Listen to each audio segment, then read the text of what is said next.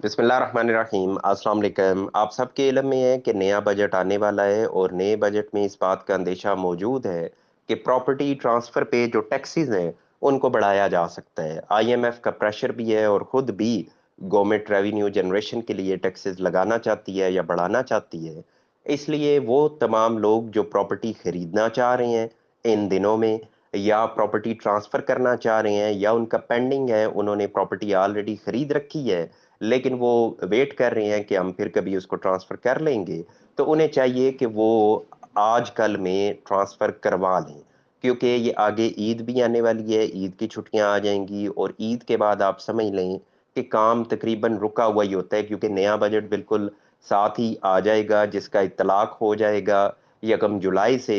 तो उससे पहले-पहले आप इस ट्रांज़ैक्शन को कंप्लीट कर लें ताकि आजकल के जो टैक्सेस हैं वही आप पे अप्लाई हों, ना कि न्यू टैक्सेस उनका नफ़ाज़ आपके ऊपर हो जाए। क्योंकि नए बजट में इस बात को तो इम्कान 0% है कि टैक्सेस में कमी आए। हाँ, इस बात का इम्कान 100% है कि टैक्सेस में इज़ाफ़ा हो जाए। मौजूदा वक़्त में स्टैम्प ड्यूटी 1% है, इसके बढ़ने का इम्कान मौजूद है कि स्टैम्प ड्यूटी बढ़ जाएगी, जिससे हिब्बा की ट्रांज़ैक्शंस भी मुतासर होंगी। इसी तरह जो बल्दिया का टैक्स है वो आज के दौर में 1% है, वो शायद ना भी बढ़े, लेकिन उसमें भी इज़ाफ़ा हो सकता है। फिर जो मेन टैक्सेस जो हैवी हैं, वो हैं एफबीआर के टैक्सेस। एफबीआर के 2 तरह के टैक्सेस हैं, एक गेन टैक्स है और दूसरा एडवांस इनकम टैक्स है, जो इस वक़्त फाइलर के लिए 3-3% हैं। गेन टैक्स भी और दूसरा जो टैक्स है एफबीआर का एडवांस इनकम टैक्स, ये दोनों 3-3% हैं। फाइलर के लिए, नॉन फाइलर के लिए तो पहले ये बहुत ज़्यादा हैं।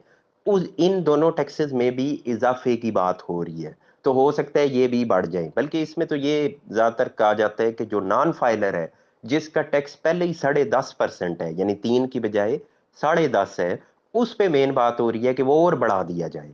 तो बहरहाल ये तो चलें, जो भी टैक्सेस बढ़ेंगे, बढ़ेंगे, लेकिन फ़िलवक़्त आपके पास गुंजाइश मौजूद है। अगर आप ज़मीन खरीदना चाहते हैं तो फिर भी कोशिश करें कि जल्द से जल्द ट्रांज़ैक्शन को मुकम्मल करें, खरीद की डील को मुकम्मल करें और ट्रांसफ़र करवाएँ। आपके पास समझ लें कि 2 वीक का टाइम है और वो भी मैक्सिमम 2 वीक है।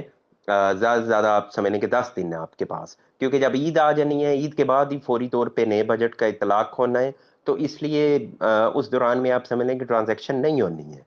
जो आपने करवानी है वो इन्हीं दिनों में करवानी है। तो इसलिए आप अपनी ट्रांज़ैक्शन मुकम्मल करें, ट्रांसफ़र मुकम्मल करें ताकि ये जो लेसर टैक्सेस हैं, इन्हीं के ऊपर आप अपनी ट्रांसफ़र को मुकम्मल कर सकें।